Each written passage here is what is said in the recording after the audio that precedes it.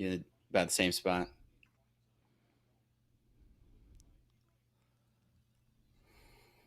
All right, come on, Key Brian. Did a bunch of the folks from Smoke Justice end up going over to the game? Do you know? I know Craig was heading over there. I have no idea what goes on. I've been fighting. I turned on this game. It was 8-1 when I turned it on, and then like I missed I missed a large portion of this game. Sick kids, 6:40 start time, straight from the pits of hell. 6:40, man, it is rough. Yeah, it's just like trying to get kids to bed. And so you either have to choose to be locked into the Reds game or be a decent father. And you know what? Tonight I said, you know what? I'm going to be a decent father, especially after it was 8-1. Got my kids tucked in some record time tonight. They're awful tired. School's starting and they're getting nice and tired coming home. I have one that's still not asleep. I had to give her to her mom. Said, sorry. Got to go do a stupid baseball show.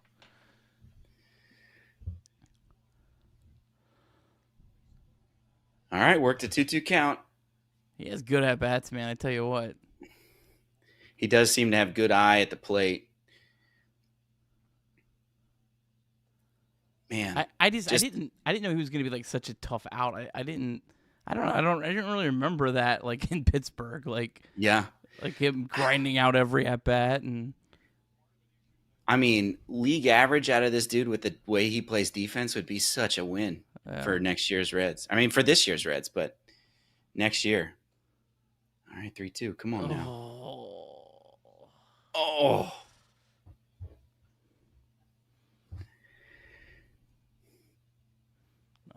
Just as we praised his plate discipline. I mean, that's a tough pitch. That's a painted fastball right there.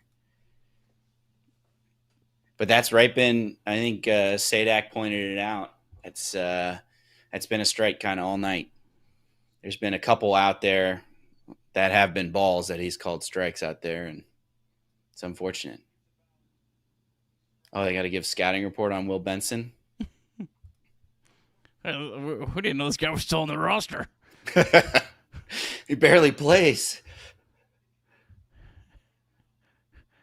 Wait. Are you sure that's this guy, Statcast Page? Are you sure? All that red and they don't play him? What?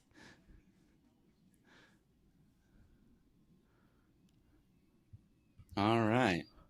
I mean, we still need another base runner before we're even at tie run range, but I love him. Like Matt McClain on deck. He's swinging a hot bat right now. Swinging.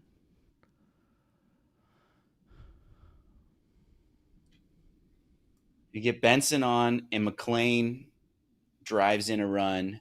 Then McClain is the tying run with Friedel, and then potentially Marte coming up with a big spot again. So we can just find the way on. Man, I thought Marte had that one earlier. Oh, yeah. The one to right. Oh, my gosh. The way the ball's been flying today, I thought that was it.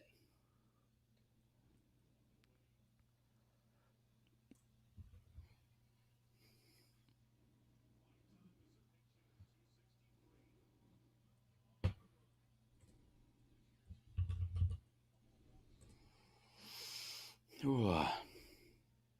Come on, Benson. Good take. Congrats is in order to the Daytona Tortugas just clinched a playoff spot. 2 teams in the playoffs. And congrats to the Dayton Dragons. They just won their 14th consecutive game, a new franchise record. So wow, look at that. Some good stuff. I think Louisville's playing well too. It's been a good month down on the farm. Oh, Sal Stewart took second base. Yeah, little. Oh yeah, I gotta update this for the 3 seconds it'll be on here. Your adoring fans are letting you know. Update the J bar. They do.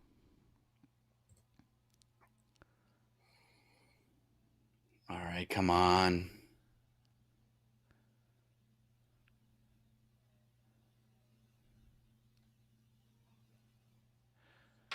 All right.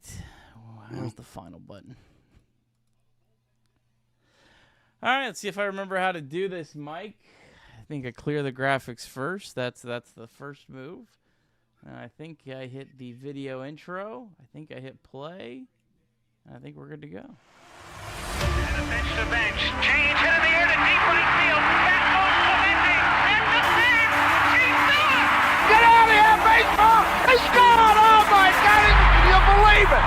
Johnny Bench has tied it up. The Cincinnati Reds win the World Series in 4 straight. It was a sweep. In the dirt. It's a wild pitch. Here comes Foster. The Reds win the pennant. Larkins won the game. That ball is fair. Cincinnati's ahead. 2 games to none. Welcome, Joe Randa to Cincinnati. Adam Dunn has done it again. Benzinger backing and calling. And the 1990 World Championship belongs to the Cincinnati Reds. Marty, yes. This is Adam from Milwaukee. Hey, Adam, how you doing? I'm good. How are you? Good. Do you think Scott Hatteberg's a good player?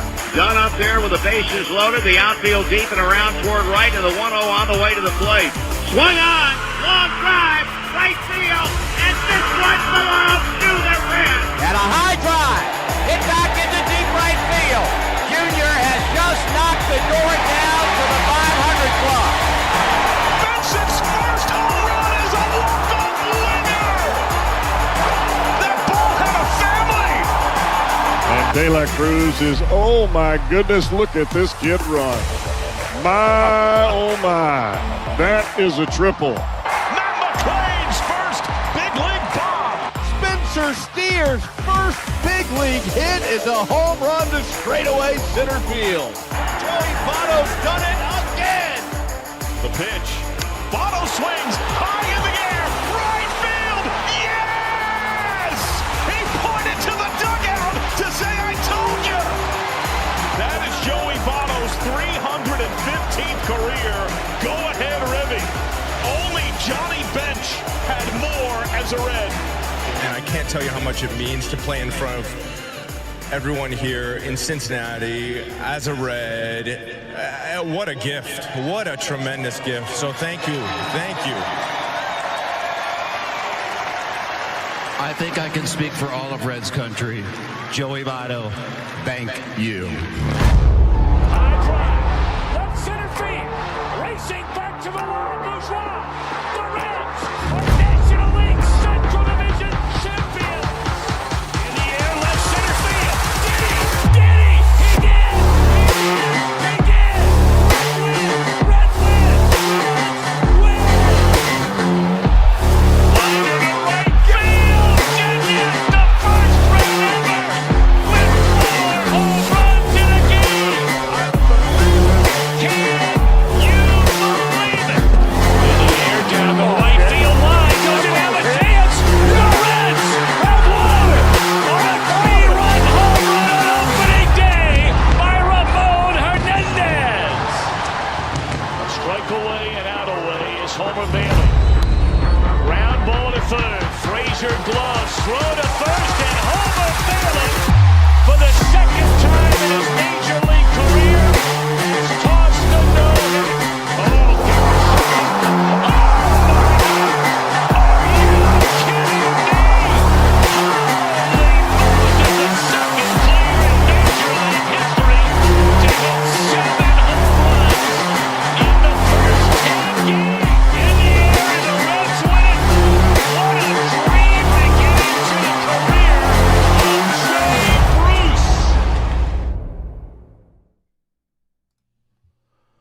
All right, well, hey, what's going on? Welcome into Chatterbox Reds. Nick Kirby joined tonight by my pal Mike Hart to discuss a tough loss, 12-9 for the Reds to the Blue Jays in a game that ended up being a bullpen game. Reds get absolutely no help from the Detroit Tigers as they get smoked by the Mets 12-5, and the Reds now 5 games out of a playoff spot. Other than that, Mike, how you doing? You know, there's a lot of things that we could be frustrated about, but there was a lot of positive things too. I know the tables are turned. I'm the positive one on this show about, what we saw offensively from some people and what we saw, from some of the lower leverage bullpen arms as well. Obviously, being down 5 games is really tough. Hopefully you can claw one back tomorrow. The Tigers can't get swept by the Mets, right? All of a sudden the Mets are the hottest team in baseball, and the luck says that we're playing a team that has 3 dudes that are just unbelievably on fire coming into, with Springer, Bichette, and Varsho, and it's just like, this is what happens when you've logged some losses, some close losses early. All of a sudden you got to play some good people, and it's tough. It's tough to win a game like this. Going into it, you're behind the 8 ball to start with Noelvi Marte. Obviously, I'm sure we'll talk a little bit about that and maybe what that means down the line with who's starting when and where he might slot back in. But, tough night. Could have been worse. You said that you would prefer it to be 12-1. I think I like the fact that our offense showed some heart here and got up off the mat a few times and was able to, at least make this a game. They use their high leverage guys. That's another thing. They're high leverage guys who have not been great in the most recent past. So they've had to use them, which hopefully will give us some hope to win the series tomorrow. Yeah, I don't really care what the score was if the Mets would have lost. But yeah, the Mets winning back-to-back games in Detroit is just an absolute killer right now. You just had to hope that the team that's running away with the AL Central could have, won a game at home, but not meant to be. The New York Mets trying to figure out what they'll do the rest of the way. Good luck with that. They sweep the Philadelphia Phillies. They then lose 3 out of 4 at home to the Marlins. Then they go to Detroit and win back-to-back games. So what they'll do on any given night is certainly something we have no idea on. We'll get to the box score recap here in just a second. If you're ready, Mike, before we do that, let's get into a couple super chats. Aquila the Great, $5 super chat. Imagine being Benson in the doghouse, but expected to bat in the most pivotal moments in the game. Reds were never meant to win this game. Yeah, I don't think they've done very fair to Will Benson this year, but it is what it is at this point. And our good friend Ned Flanders, $4.99 super chat. The Louisville Bats pitchers gave up 1 earned run. Tito's guys were a little worse than that. We'll talk about that, the decision. I have thoughts on that, but I'm going to save them until we get to that because I don't really have a whole lot today. So when we get to those points, let's make them and keep this thing moving. Mike, you ready to go? You need me to buy you some time? Yeah, I was just looking. Since August 1st, Will Benson has received 12 plate appearances, which is, I was like, man, it's not been much, but 12 plate appearances. Ke'Bryan Hayes, 100 plate appearances. Noelvi Marte, 111 plate appearances. Will Benson, 12. And he has scored 4 runs and hit a home run in those 12 plate appearances. So I don't think that includes the one tonight, but man, you're right. There's something to it where it's like you're sitting on the bench and it's hard to come in a spot like that and actually, contribute. But yes, I do have a box score recap for you. As mentioned earlier, starter Nick Lodolo was scratched due to an illness, and Reds decided to go with Scott Barlow as the opener. And unfortunately, that did not go very well. George Springer led off the game in the top of the first with a home run. And then after getting an out, Scott Barlow walked the bases loaded, and then brought to the plate human fire hydrant Alejandro Kirk, who cleared the bases with a double, making it 4-0 before anyone could even get their first hot dog. But in the bottom of the first, the Reds clawed 1 run back with a double by Noelvi Marte and then a single by Elly De La Cruz, making it 4-1. The Reds' dynamic Dominican duo was able to get us on the board, but then in the top of the second, Brett Suter took over and things didn't get much better. After 2 singles and 2 outs, Vladdy Jr. singled to the right side to make it 5-1. Then the other son of a major leaguer, Bo Bichette, homered to center, making it 8-1. And then all felt lost at this point, but the Reds got back off the mat in the bottom of the second. Trevino and McLean traded doubles to make it 8-2. Then Marte reached on a fielding error at third base, making it 8-3. Elly walked, and then Austin Hayes crushed a 417-foot home run to left, his 13th of the year, making it 8-6. And the Reds all of a sudden have life back within 2 runs. And then after finishing this inning, they also chased Blue Jay starter Jose Barrios, letting him go 2 innings. And then something happened in the third inning that had not happened yet this game. No one scored any runs. But the fourth, the Blue Jays were back at it. IKF was hit by a pitch, and then George Springer hit his second home run of the game, and the lead climbed back to 4. Maxwell then came in to relieve Suter and got the hottest hitter on the planet, Bichette, to ground into a double play. That ended Suter's line with 2 innings pitched, 5 hits, 6 runs, all earned, no walks, and 4 strikeouts. But like Rocky versus Apollo Creed, the Reds came back swinging, or in Friedel's case, bunting, as he bunted for a single off the new pitcher Eric Lauer, and then Austin Hayes continued his hot night with a double to score Friedel, and Lux scored Hayes, making it 10-8. The bullpen settled in for the 5th and the 6th inning, and then in the top of the 7th, Daulton Varsho homered in his second straight game off of Connor Phillips, who was turning in a good outing, but unfortunately that made the game 11-8. Then Reiver Sanmartin came in with his first appearance in a couple years and pitched a scoreless 8th. And then in the bottom of the 8th, DJ Friedel homered to right, making it 11-9. And then Marte doubled and was moved to third base with an LA groundout, but Austin Hayes struck out to end the threat. In the top of the 9th, Reiver Sanmartin still on the mound. Vlad Jr. had a broken bat single, advanced to second on a wild pitch, stole third after not being paid attention to by Reiver Sanmartin, and then scored on a pass ball, making it a 3-run game, 12-9. And then in the bottom of the 9th, as we just saw, old friend Jeff Hoffman came in. Sal Stewart recorded his second big lead hit, but Ke'Bryan Hayes was called out on strikes, and Will Benson popped out to short to end the game.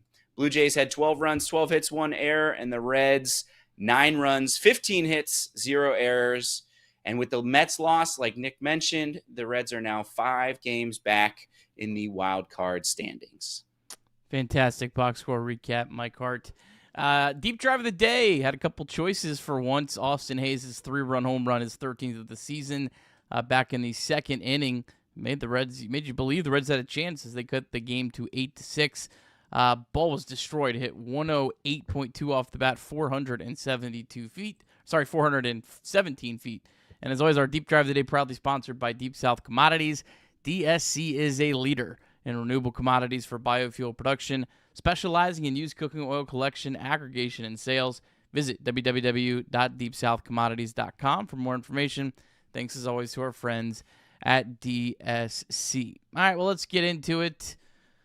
Bullpen game for the Reds. Certainly not what we were hoping for, as Lodolo had some sort of illness that kept him from that. If you are turning on this stream and expecting me to just dump on Nick Lodolo for being a pansy and a coward, I'm not going to do that. I don't know what his illness is. I'm not going to speculate. It's not fair of me to do, and I'm not going to do it. So if you're expecting that, sorry. I hope he's able to pitch in the series against the Mets. And I don't know. We don't even know, unless there's been additional comments that I haven't heard. We don't even know if Nick Lodolo said, I can't pitch. At least I haven't heard otherwise. Could have been a situation where he looked ill and the Reds said, nah, we're not pitching you tonight. So I'm not going down that. It was an unfortunate thing. Mike, it feels like when you do these bullpen games, it feels like it either goes great or it goes terrible. It feels like there's never anything in between, because sometimes you do these bullpen games and, man, you're just able to catch a team off balance all night, and it works great. It's worked out very well for the Reds a lot of times. Tonight was one of the ones where it was a disaster. It started with Scott Barlow not being able to throw strikes. Before I hand it back to you, Mike, my only maybe qualm in this game would have been, kind of looking back through when Barlow, I think they were down 1-0. They had the bases loaded. Barlow already had one out. Kind of felt like maybe you should have been a little more aggressive there when you didn't feel like Barlow had it. Like, I understand you need to get outs, but he only got 2 more and ended up throwing a whole bunch more pitches, which probably made him unavailable tomorrow. So that would be maybe my only managerial qualm from this entire game would be, you're doing a bullpen game, maybe be a little bit more aggressive there. Other than that, I don't really have a lot. It just was unfortunate. Yeah, I'm not sure if they even had, Shooter was probably getting ready, but I'm not sure if they even had, I'm not sure what that option is, for Kirk, who, while is, one of the slower runners that you like to think that you might be able to get a double play out of, is still one of their better contact hitters and showed it tonight. I think he had 2 or 3 hits tonight as well. So, I think it's unfortunate, and I'm of two minds because Barlow clearly was didn't have like walking when anytime you walk the bases loaded, it's something that's like, man, command is not there. But we've also seen Barlow get out of some crazy jams earlier this year as well. So I think there's two sides of it too, where it's like, he's gotten him into some trouble. He's gotten himself into some trouble, but he has shown an ability to get that big strikeout, to get that big ground ball. And unfortunately, he wasn't able to do it. That ball was stung. I thought maybe Friedl might have had a chance at it initially, but man, yeah, that was just crushed. Luckily, you get him trying to advance to third base there and kind of limit the damage. If he's on third base with one out, like you potentially score some more runs there. So that ended up working out. But yeah, I understand what's going on. I also think that Tito saw what was in front of him and was like, I'm going to need to use the huge length here. And I know it's a must-win game, or what seemed like a must-win game, but burning a second guy in the first inning when you got to go all nine, or I guess, all nine for this it's pretty tough. So, I understand it. I guess in hindsight, I wish you would have been able to bring somebody in to try to get an out there, but I'm not completely fired up about that potential issue there in the first inning. Yeah, and Barlow has walked way too many guys all year. He has skated around it. I don't really skating around. I don't necessarily view that as much of a skill as I think a lot of people do. There's some skill to it, but there's a lot of luck when you've walked 40 batters in 61 and 2/3 innings coming into tonight. So now 43 and 62. It's not a very good number, and it's not something that's sustainable. The thing that saved him is that he's not given up the home run ball. That's been the thing that saved him. If he had given up more home runs throughout the course of this year, he would have ugly numbers right now. But disappointing outing from him. And then, man, Brent Suter, it didn't feel like as big of a deal at the time, but then as this game went on, it's just like, of all nights for Brent Suter just to completely not have it. This was a bad night. Yeah, and that in that second inning, man, they were just like getting hits everywhere. Vladdy Jr. and I believe the guy, I don't know. They had a few that were like hits that were through the infield and things like that, but obviously the Bichette homer was a bomb, and it just like you like the grit, and ultimately he was able to go out and give you a whole nother inning and into the next inning. So he was able to do something. But I think maybe Craig brought it up on the pregame show, but I think it was like, if it's going well, he was thinking maybe he was going to go to Martinez. And if he was struggling, then it was going to go to Suter. Were you surprised that you didn't see Martinez at all in this game with, what they were dealt? I think because they were down. I think they were down, and because they didn't get length like they were hoping to maybe out of Barlow. I think they probably were hoping to get 2 innings maybe out of Barlow before he threw 31 pitches. I think that the fact that they were down, I think that made them want to save Martinez so to have a legitimate longer guy tomorrow. Because Martinez is like, if you use him today for a bunch of innings in a game that you're never at any point. Yes, it felt great, the comeback. You never at any point, I think, got your win probability above 30% in this game. So I think that the logic there is, well, let's save Martinez to give us a guy that has multiple innings tomorrow in a game that we hope that we are going to be in. So, yeah, I think Martinez probably would have pitched. The one thing that kind of stinks about Martinez, and I don't, again, not folding going back to Sunday, but he only threw 6 pitches on Sunday. It's like, when he gets used in these like little spots that kind of make him, because when you throw 6 pitches, it's not just 6 pitches. You have to warm up. You have to come into the game. It's an outing. So that's the thing. It's like, again, I'm not folding it for Sunday because of like they had to win that game. That was a must-win game on Sunday. Not getting swept by the Cardinals. But when you use Martinez and you don't use him for long, man, it really kind of stings when you kind of need him more later on. Yeah, I think that if Barlow is able to get out of that first inning with 0 or no runs, then I think we see Martinez for as long as he can go. That would have been my guess. Yeah, it's possible. And because of what happened, I think he was like, all right, Tito basically, I wouldn't say he basically punted, but he was like, we're going to this other option. If we can claw back, great. But ultimately, you don't use Pagán, Santillan, and Martinez. You would consider your higher leverage guys. Barlow is probably up there, but he's probably unavailable. I think he threw 34 pitches today, so he's probably unavailable tomorrow. So you aren't completely dead for tomorrow, which I think was what he started. Tito kind of went into damage control on. He's like, hey, this game is 8-1. We're already out of reach. And, you love what the offense did to try to bring it back.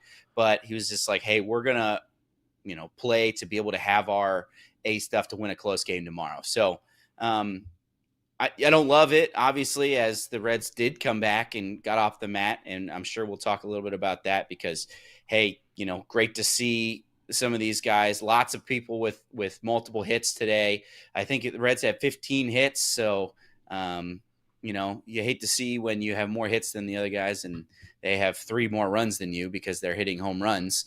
But it's still good to be able to. I think they're, still set up in not an awful spot for going into tomorrow and what they have to do in another basically must-win game because apparently the Mets never lose again.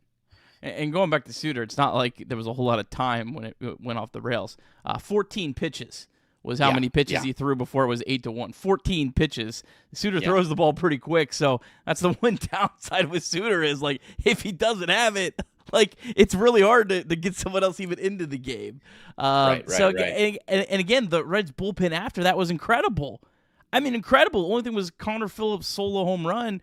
I mean, Maxwell an inning in 2/3. Even Connor Phillips, 1 run in 2 innings, I'll take. After making Bo Bichette and Vlad Guerrero look silly. Like, he made them look like AAA hitters. And he did a great job. River San Martin gets 5 batters out. Zulueta gets a batter out. Like, it's hard for me to be like, well, you should use Martinez because Suter would have got used at some point in this game regardless.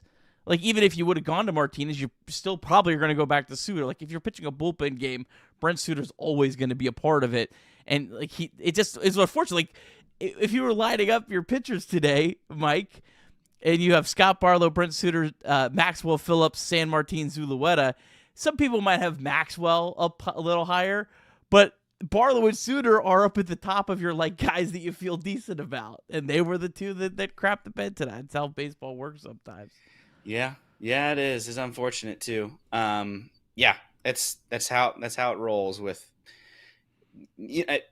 as you go into this, I think that there's going to be there's something to be said about the leverage in which they're pitching. That's obviously why they pitch in games like this versus games like last night, or yesterday afternoon. But still, great to see. Very encouraging. I think at some point we should have a conversation. We're not, I wouldn't say we're out of it yet, but if we do end up falling out of it, I think a good back and forth may be like, what does the bullpen look like next year? We've had some people come up and be good. We've had some people that have shown flashes and then also, can't throw strikes. So I think there's a good discussion to be had about, some things that you can feel good about, where you'd be next year with the bullpen. But we got to win tomorrow.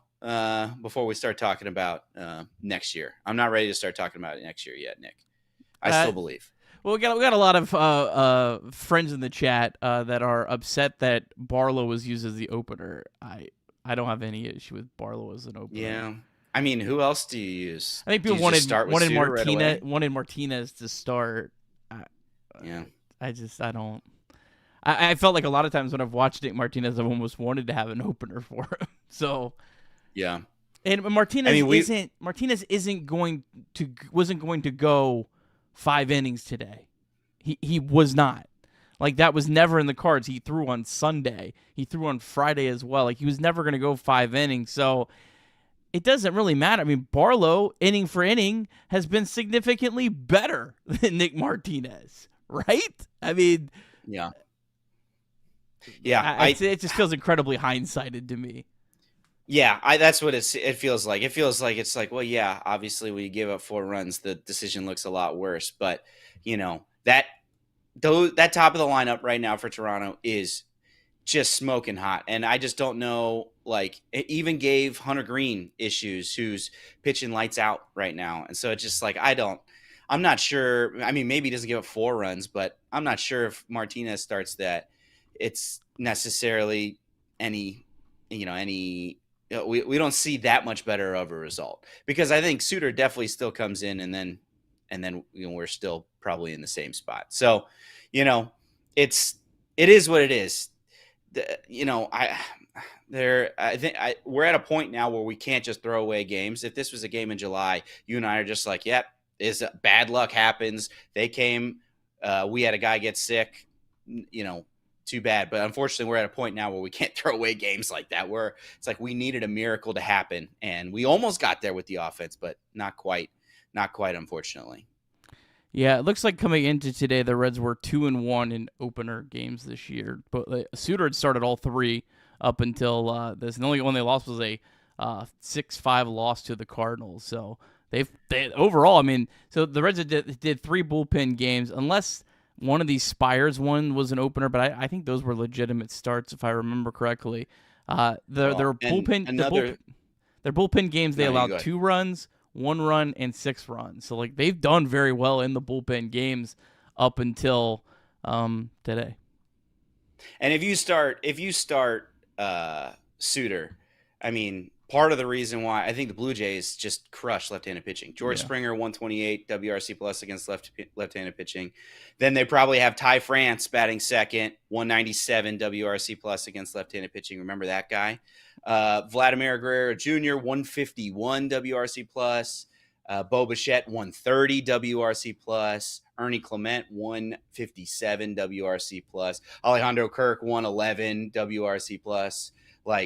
The Davis Schneider, 136 WRC plus. So it's like you're kind of in it, between a rock and a hard place too, because you saw if you start Suter, like you mentioned, it's just like this team just tees off against left-handed pitching, and we saw that play out with Suter today. So there weren't very many good options. Did you have? I don't know if you saw. Would you have given any thought to maybe just activating Chase Burns and have him throw his quote unquote bullpen or whatever that he was going to throw, and throw him in that spot instead? So you basically you send down Mole, you activate Chase Burns, and you basically say desperate times comes for desperate measures. You're throwing your quote unquote bullpen in the big leagues. What are your thoughts on potentially doing that? Because I think Cowboy had some comments where he was questioning why that maybe wasn't something that they could do with there. So I guess what are your thoughts on potentially throwing the young guy to the fire here? Would have been tough to just wake up today and the plan was for Chase Burns to throw a bullpen game and then say, hey, we're actually going to pitch in the game today. I don't know. That's tough. And again, that could have backfired too. It feels like the right move right now. But if that move backfires, I don't know. What if he doesn't have it, or worse, isn't fully back and tries to push through it and gets hurt? Then we're really stealing from 2026 Reds to try to fill in the spot here. I thought it was an interesting idea, and obviously they know their players better. They have a much better gauge of how players are feeling and things like that than we do.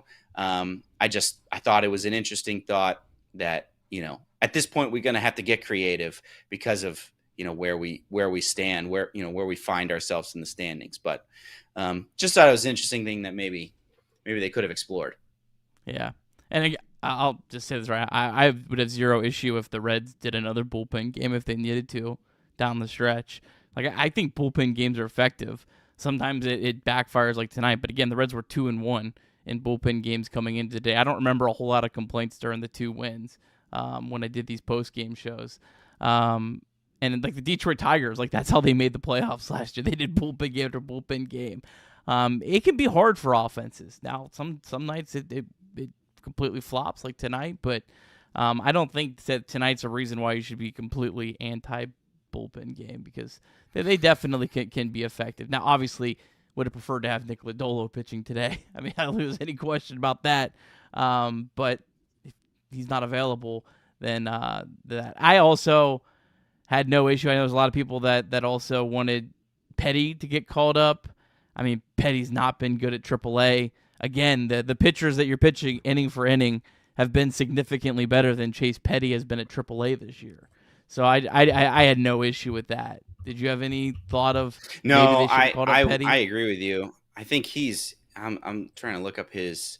I mean, he has some pretty good starts mixed in with like didn't get out of the second inning and gave up 8 earned runs. You know what I'm saying? So and then you end up doing a bullpen game anyways. Yeah, I know. So he went last outing. He went 4 innings, 2 earned runs, but then he went 2/3 of an inning, 5 earned runs. 5 innings, 2 earned runs. 7 innings, 4 earned runs, but then 2 2/3 innings, 9 earned runs. So those, it's just. How about tonight? How about tonight for Louisville? He gave up 8 hits and 3 walks in 5 1/3. Yeah. I mean, against the best offense in the American League, second best offense in the American League. Yeah. He was facing the St. Paul Saints, which should be one of the worst AAA teams, I would think, because they had to call up all their players to fill out the big league roster, right? Of the Minnesota Twins, that's right. Who traded everyone at the trade deadline. So, let's do a little positive here with the rest of the guys that did pitch very well. Obviously, Zach Maxwell continues to look like a big leaguer. I don't think there's any debate about that. I thought you mentioned Connor Phillips looked really good outside of the home run that he allowed. Shout out to Yosver Zulueta. That was cool that he got to get back into a game. I mean, a guy that hadn't been in the big league since 2023. Has had a great year this year for Louisville. Not really a guy I necessarily want to count on at any point, but it was cool to see him back. Well-deserved for him. And, I'll never forget the end of 2021 when he had just these 2 dominant starts, the last week of the season. And I was like, oh, well, okay, is Reaper San Martin, is he a guy? And, he was not a guy. But he's back, so shout out to him. Any thoughts on the rest of the guys? Yeah, I saw Charlie Goldsmith talking about Reaver San Martin. He said that in 2022 he came in as the Reds' number 3 starter. So yeah, he did. I think he was like slated to be their number 3 starter, and then he was. I made a graphic, really bad. Mike. I made a graphic. Yeah. So if that should tell you about how far the Reds pitching staff has come, not having to deal, Reaver San Martin is your number 3 starter now. Where when Chase Burns come back, you're like, we're having to move people to the bullpen for it. So we can say that we've gotten a lot better since then, but boy, yeah, you're right. I was happy for him. I didn't love that he basically allowed an extra run to score there in the 9th with the steal of third, the wild pitch, and then the pass ball. But I guess he didn't cause the pass ball. But still, it's it's great to see.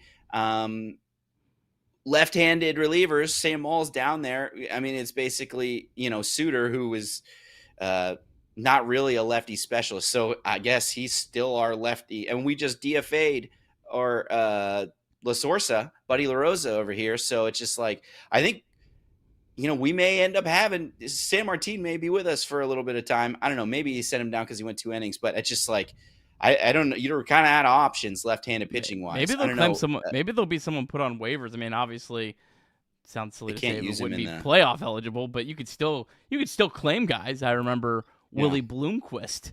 Shout out to the past, was a guy the Reds claimed that wasn't playoff eligible, but they used him a lot in September. So they could potentially find a lefty still on the waiver wire that they could add. But yeah, it does seem like Reaver's going to stay. If he wasn't, I wouldn't have understood the cutting loose La Sorsa. But I will say he pitched very well against lefties. So if he's in a role where he's only kind of coming in to get a lefty out in a certain spot, he has a chance to be successful. I only gave 1 home run and I think 110 at-bats against lefties down at AAA. I was looking like expected weighted on-base average was like 270, which is really good. So wasn't giving up a lot of hard contact to lefties. So he could carve himself out of role. I'm not going to go overboard. But Mole hadn't done much and has really Mole's had a wild career. I mean, he was incredible in 2023, and then just since then, probably a lot injury related, has just been a subpar pitcher. Yeah.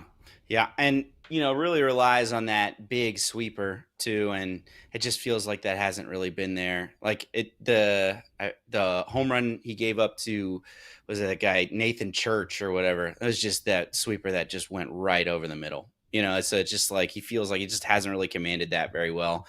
And if you can't command that to lefties, then you can't really get it. Like you're not really going to be very effective in the majors. So, he wasn't very effective. Mole wasn't being very effective in AAA when they called him up. They just kind of needed a left-handed guy. So we'll see.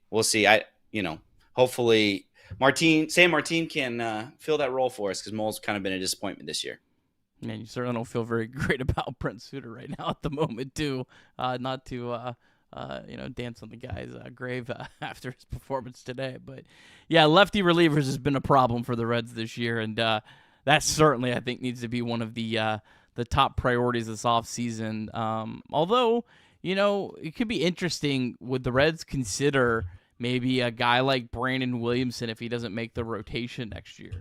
Would they consider turning him into a reliever? Obviously, we find out time and time again you can never have too many starters, but he definitely has the potential to be a really good left-handed reliever if the Reds did choose to go that route. But I would really love to see the Reds go out this offseason, even if they did do that with Williamson, and go out and really try to find a quality left-handed reliever. It doesn't have to be the I know Aroldis Chapman just signed an extension, but it doesn't have to be like that, dominant, $15 million left-handed guy. But can they find the Scott Barlow? Maybe even a little more. Can they find the Taylor Rogers? Maybe his brother at that level where you pay $6 million. Obviously, it didn't work out with him. But I think going out and getting like a $6-7 million lefty would be a very good investment for this team next year. Like Andrew Chafin. Like that guy who got traded with the monster mustache. Yeah. He'd be a character, man. Somebody like that, though. Yeah, I completely agree. I think that this bullpen, it really does lack somebody who's really able to do that. And it's something that they're going to need to do if they're not able to move somebody big into the bullpen. All right. As always, and very much so on a day like today, we want to remind you that you can call or text 988 anytime, day or night. The 988 Suicide and Crisis Lifeline is a place to get support for anything related to mental health. Whether it's an immediate crisis, simply wanting to find out how to connect with care, or anything in between, it's a 100% confidential, secure, and anonymous way to reach out for help when you don't know where else to turn. To connect, call or text 988 or visit mantherapy.org to get help. It's okay not to be okay. And Mike, I think we had at least one more super chat. Let's go get into those. Super chat from LLJ, a bunch of letters. I think this might have been an automated YouTube name. So fire bleeping everybody. We add these little pieces like our core is even good enough to compete, and our bullpen is AAA. Sell the damn team. We add these little pieces like I think he means somebody like it's our Hayes. Core. Yeah. Now, I mean, we've had big pieces of the core underperform this year. Matt McClain, obviously he's getting hot now, but it's been a struggle for him. And, Ellie obviously had a very good beginning of the year and is starting to pick it up too now, but I think had his struggles in there too. So I understand being a little frustrated with the core, but of the people that I still feel, are going to be a big part of the 2026 and 2027 Reds team, I still feel like we have the makings of a team that can be good. I agree. I think we need to go and add. There's still holes that we need to add. We just talked about left-handed reliever. Go get more starting pitching. Obviously, we always still need it. Let's find an outfield bat that we can feel consistent, or that you're going to promptly platoon with Benson. Like, I think there's a lot of things that you can add to it, but I don't feel as I don't feel as down as it seems like LLJW does on our core, even though they have underperformed. I don't know what your thoughts are. I mean, sell the team. I would love for some billionaire to come buy the Reds and they spend more than $120 million in their pay, or $120 million in their payroll. But we can clamor all we want. Unfortunately, I'm not sure how realistic that is. I think everyone hasn't done good enough this year. That's going to be one of my overarching thoughts at the end of the season. Offensively. Well, no, I'm talking about like the people who make and put people into position on the team. I think that the ownership could have done more this year.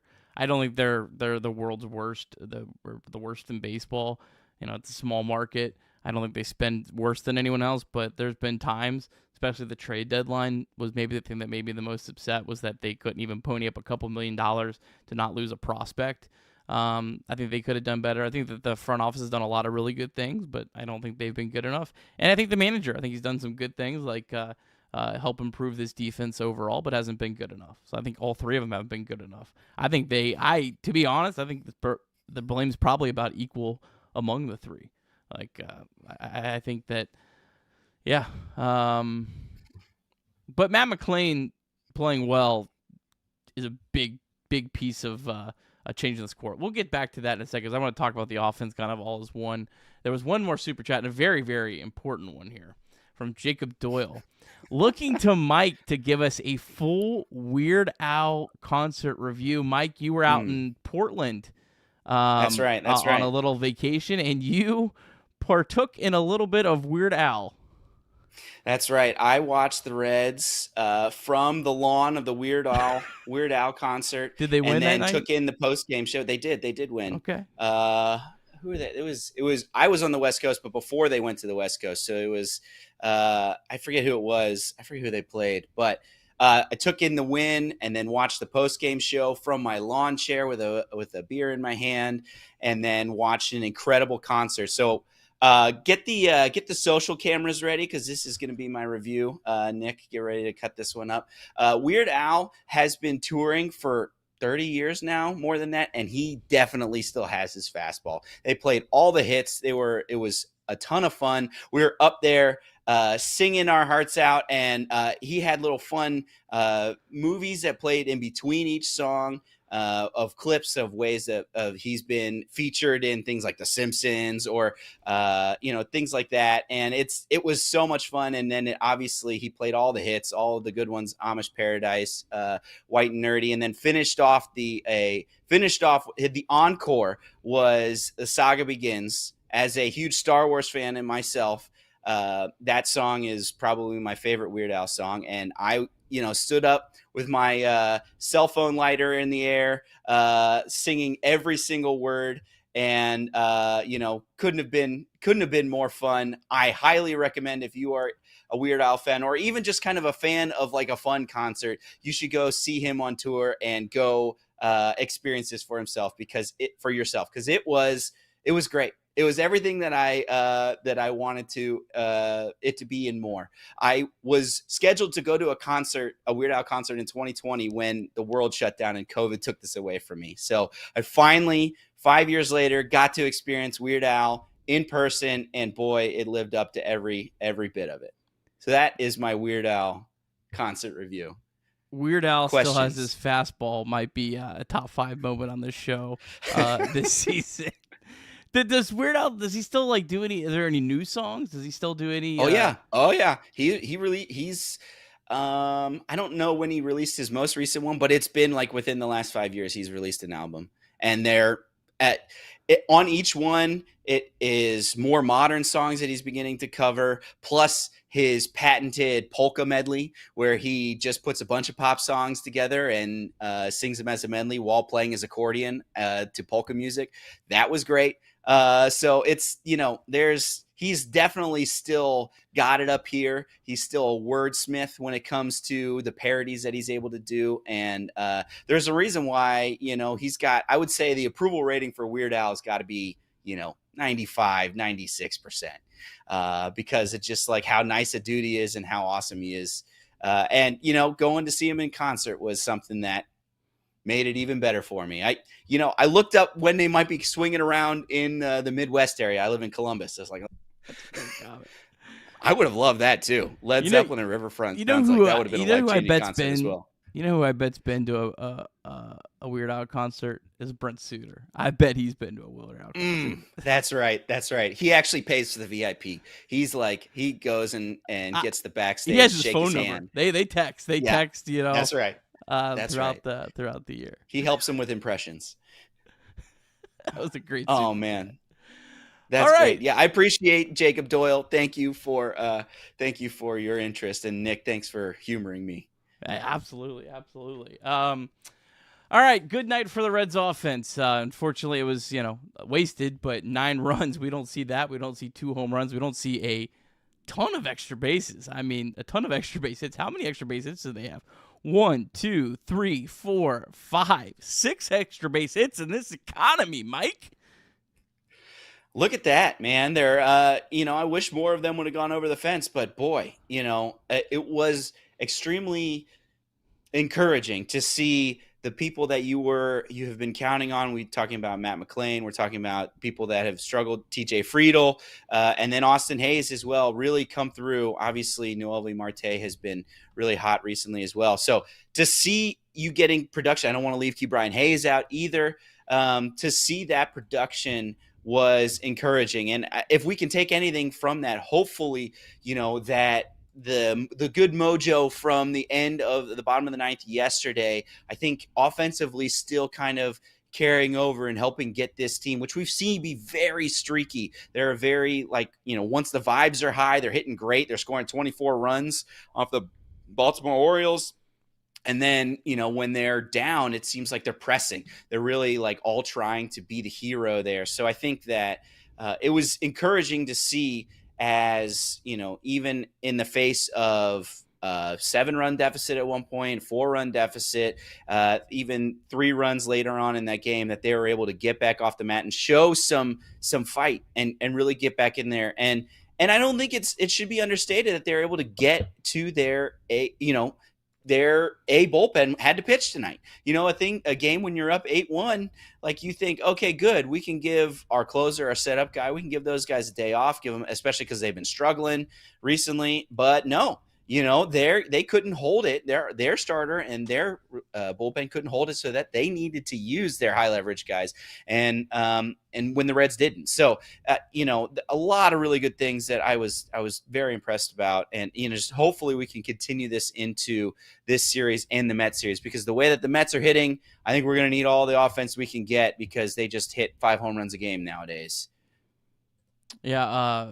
Hoffman threw 18 pitches and Dominguez threw 21. So they both threw quite a few pitches.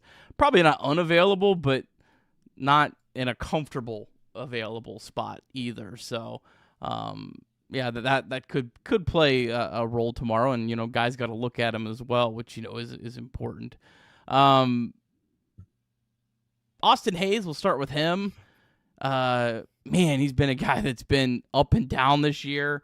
But he's been hot right now. I'll give him that. He's swinging the bat well. Matt McLean, that's 4 or 5 good games in a row for him at the plate. Keep stacking them, buddy. Keep stacking them. We need that. Noelvi Marte hit another ball, 108 off the bat, 2 doubles. TJ Friedel. Almost a home run, too. Yeah. Almost another home run.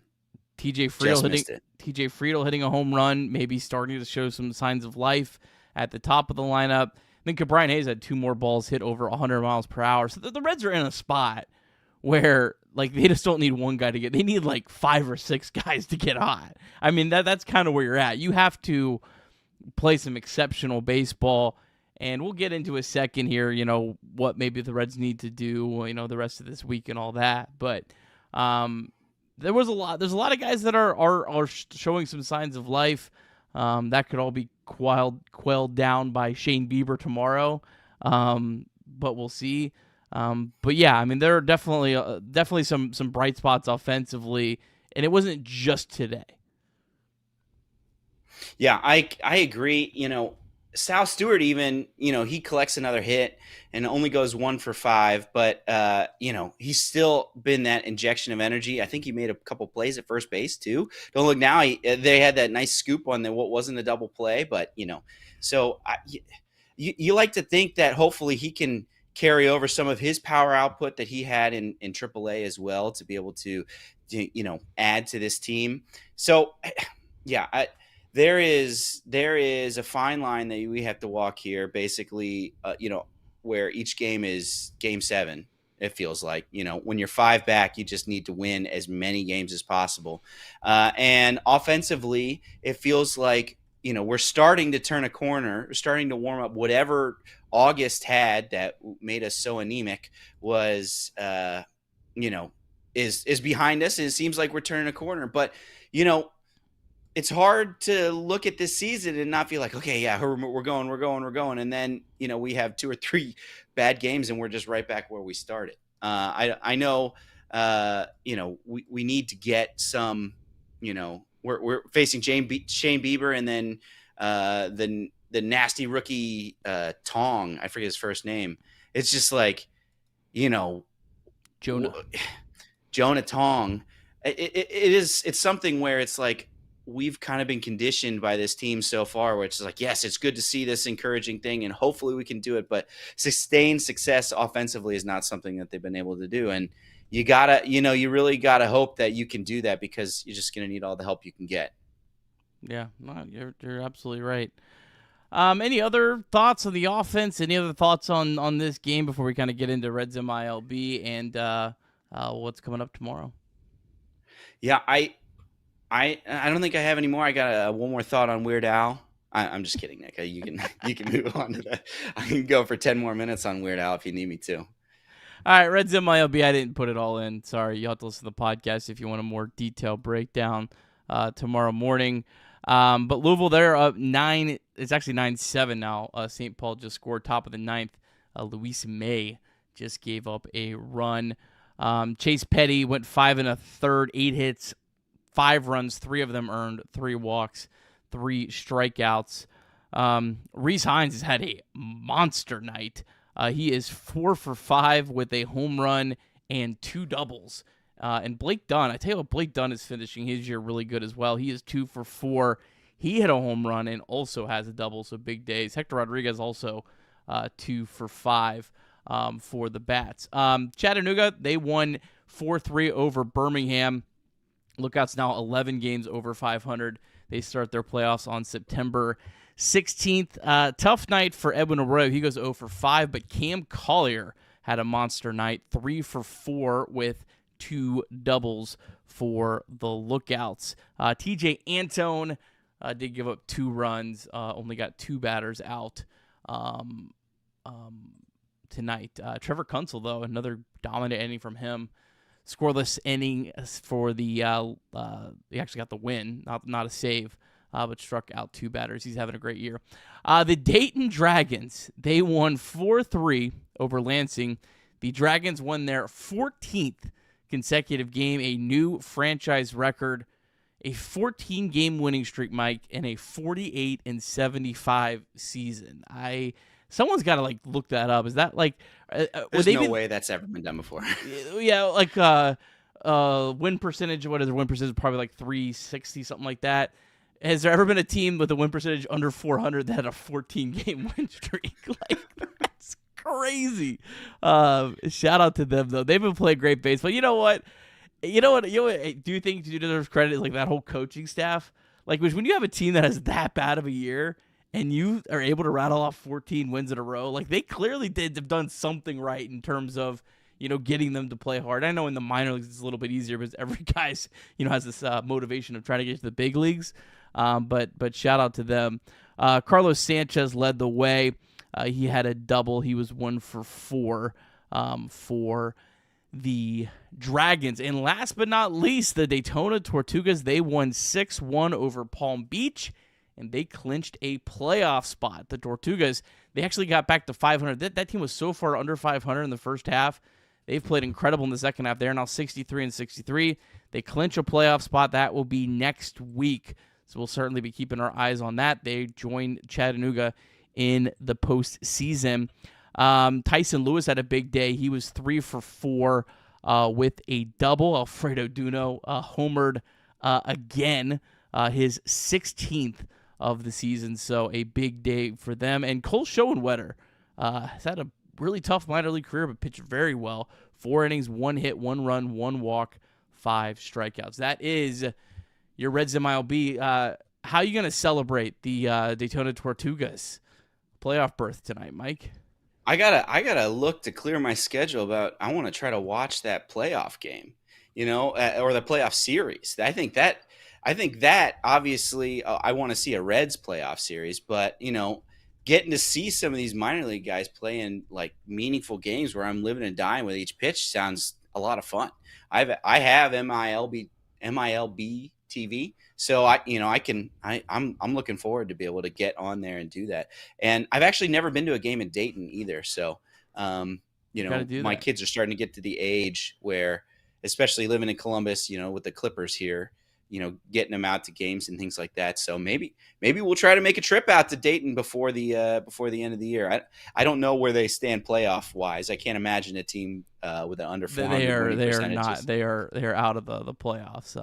They got to win another 14 in a row. I think their season's almost over. But the funny enough, the Tortugas are going to face the St. Lucie Mets. So it will be some bad blood. The game 1 is Tuesday, next Tuesday, September 9th. That will be in Daytona, which is unfortunate because their TV broadcast is terrible. Their radio broadcaster, who gets overlaid on that, does a great job, but the actual broadcast is it's like you're watching a high school game. Honestly, there's probably some better high school games out there. But game 1 is Tuesday. Then they have an off day, and then it's a best of 3 series. Game 2 is Thursday the 11th, and then if necessary, Friday the 12th. Those are both at 6:10. They've already announced those because St. Lucie knew like 2 months ago they were in the playoffs. They have a really good TV broadcast. The St. Lucie does, so those will be good to watch. So that'll be Thursday the 11th will be the game. I would say make sure you tune into that one. But yeah, we'll certainly be following that. Reds back in action, looking for a series win. And if the Tigers just would have played like a decent baseball team, man, it would make everything feel better about a series win against the Toronto Blue Jays, the first place Toronto Blue Jays. But Zach Littell going for the Reds up against Shane Bieber. This is only Bieber's 3rd start of the season, coming back off his second Tommy John surgery, and this is his first start since on normal rest. They have been giving him like an extra day, so this will be the first time he's gone on normal rest. Obviously, Bieber has pitched well against the Reds over the course of his career and has been tough, but a guy that hasn't really pitched a whole lot. So Zach Littell, he's been a guy that it feels like one night it feels like, oh my God, what a great trade. And the other night it's like, oh, this guy's a number 5 starter for a reason. I don't know what to expect out of Littell. He should be pretty familiar with the Toronto Blue Jays. I haven't got a chance to look up all the numbers. We'll have that on the podcast as always. But a game you got to win tomorrow. I mean, you have to win tomorrow. Yeah, completely agree. With no Martinez going today, I would imagine he's probably first guy out of the pen for Littell. Yeah. If stuff gets hairy, we've seen him kind of have a quick hook, or Tito have a quick hook with Littell. If maybe he's been able to wiggle out of some stuff, but it's the command, which is really what's eluded him the last couple games. It feels like, which is weird because his calling card was that he didn't walk people at all. I think 99th percentile walk percentage, and past couple games he's kind of struggled with it. Walked a couple guys, and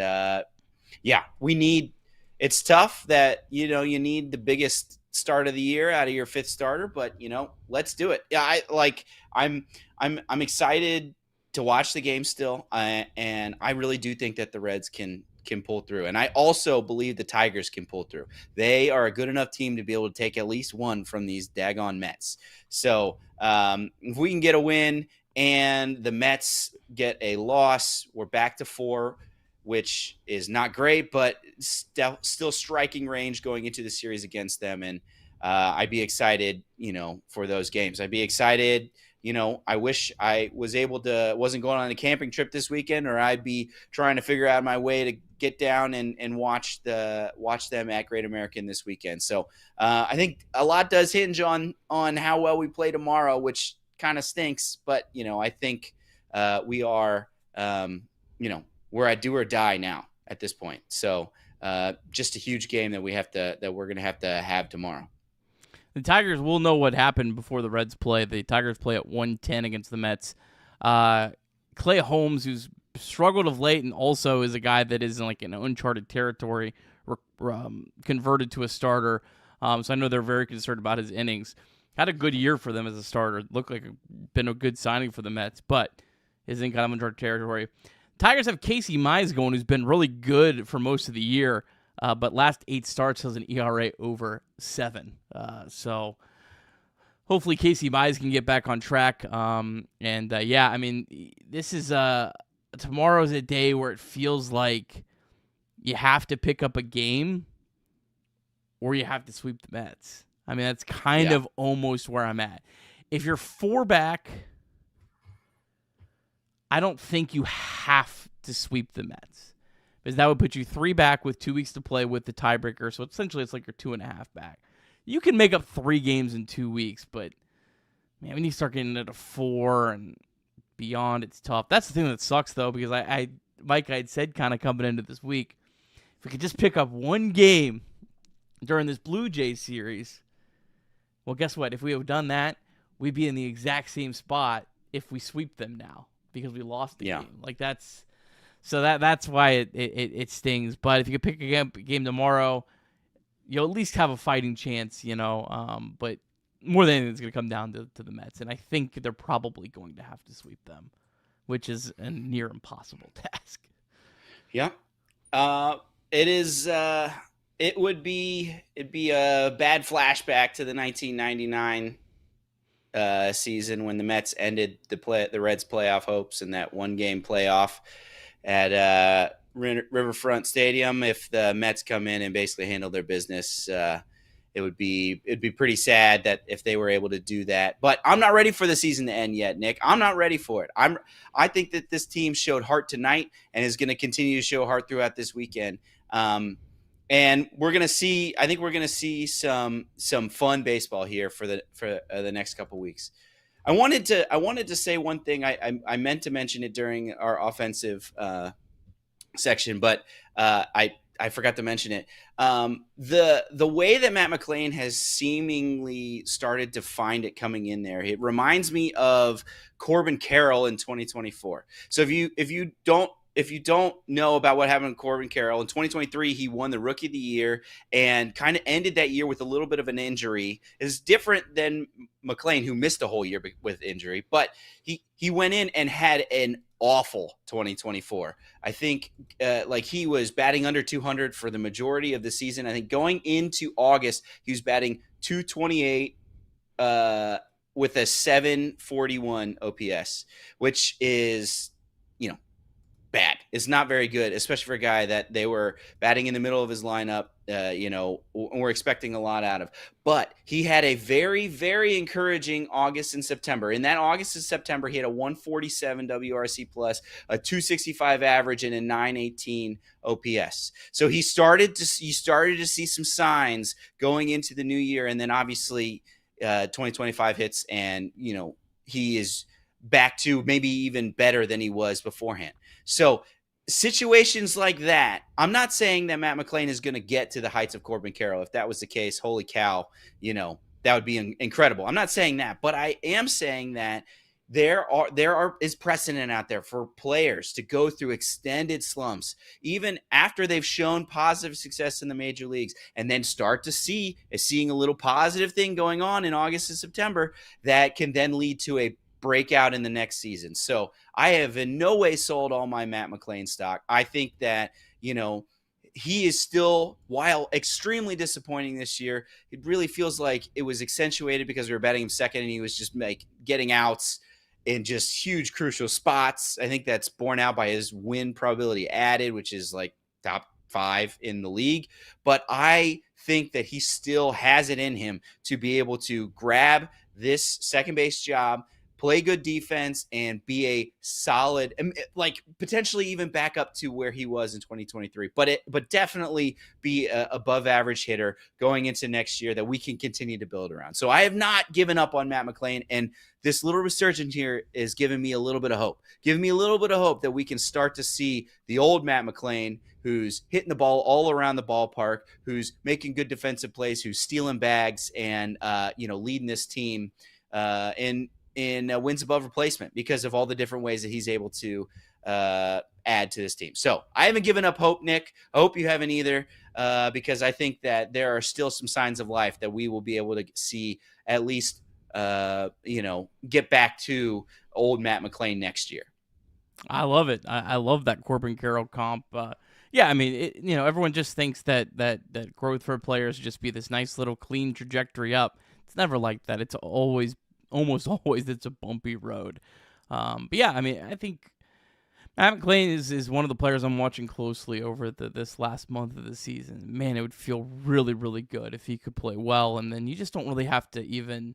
If he plays well this month, for me, I mean, honestly, even if he plays bad this month, I'm still probably gonna plant my fork and say that's the one position I'm gonna say I'm gonna ride and die with him, and I'm gonna try to improve elsewhere. But if he does play well this month, then it's completely solidified. All right, we feel good about him. We feel good about Marte in right field. Obviously, feel good about Ellie at shortstop. Maybe we feel good about Sal Stewart at first base. I don't know. We'll see. We'll see kind of how that playing time gets divvied up the rest of the season. But yeah, we'll see. The Mets, it looks like if Fangraphs, they changed their projection for the series. I didn't see anything official on it, but they have Noah McLean going on Sunday now because the Mets have an off day, which I know some people are like, oh gosh, that guy's been incredible. I don't know. I kind of look at it like you're going to face two pitchers in a series that, yeah, the Mets aren't in a desperate spot, but they know like they know they can't get swept this weekend. But you're going to be facing a pitcher making his second career big league start and another pitcher making his fifth career big league start. So I don't know. Maybe Sunday night everyone says, yeah, Nick, you were a fool for saying that. But I don't know, man. You have guys that have very little experience pitching in these games that are going to have some pressure on them. I don't know. We'll see how the weekend plays out.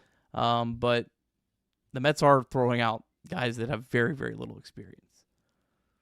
Yeah. And if you can at least build, what we've seen with, our own experience with pitchers with high pedigree, but low experience. I'm thinking of Chase Burns. I'm thinking of Hunter Green back, not this year, but in previous years. It's just like those guys got incredible stuff. They're going to get their strikeouts. But if you're able to pump that pitch count up, the bullpen for the Mets is what has been the most, the most suspect here, just like it has been for the Blue Jays. So, we gotta kind of hope that we can build up that pitch count, maybe even squeak across a couple runs, and those scrappy Reds can go and hopefully ruin those guys, welcome them to the big leagues and experience their first set of defeat here as they've come up here. So I while still scared because they have both incredible stuff. Like if you look at the RPMs on McLean's slider or curveball, it's just like, it's disgusting. It's just like, you wonder why batting averages are at like 220. It's because, there's this dude in AAA that throws a 3,500 RPM slider. And you're just like, how does anybody hit that? So, maybe you won't be able to locate it. I like that. I like it, kind of like what happened with Mizrowski, right? Wasn't able to locate it and had to push it to the bullpen. So I hope, I think the Reds have a shot if they can, stay patient and really get to those guys. Guy is definitely due for a game with bad command. If you look at his minor league numbers, the guy was walking almost 4 batters per 9 innings and has hardly walked anyone. He's walked 7 tonight he actually walked 4 batters.